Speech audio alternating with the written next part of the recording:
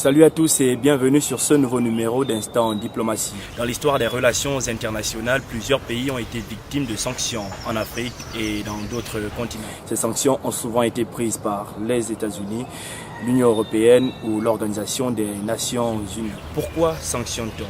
Qu'est-ce qui sous-tend la décision de sanctionner un État souverain? Ces sanctions ont-elles toujours été efficaces? Nous répondons après la transition. En relations internationales, les sanctions sont des moyens de coercition que les acteurs internationaux comme les Nations Unies, l'Union européenne utilisent pour corriger le comportement déviant de certains États ou d'organisations politiques. Ces sanctions sont généralement économiques, mais elles poursuivent un but politique. Elles sont évoquées à deux niveaux d'infraction. Le premier niveau d'infraction est purement interne, c'est lorsqu'on constate qu'il y a trafic de drogue, il y a violation des droits de l'homme, il y a menace à la démocratie ou à la paix.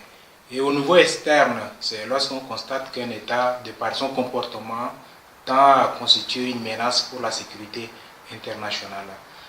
La question fondamentale qui se pose, c'est l'efficacité de ces sanctions. Est-ce qu'elles sont efficaces? Pour ma part, je dirais plutôt qu'elles sont relatives.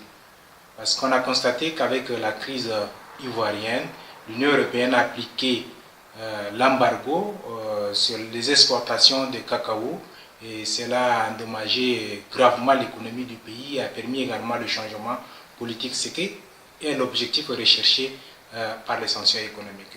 Mais pour les États puissants comme la Chine, comme la Corée du Nord, les États-Unis ou la Russie, ces sanctions n'ont pas d'efficacité.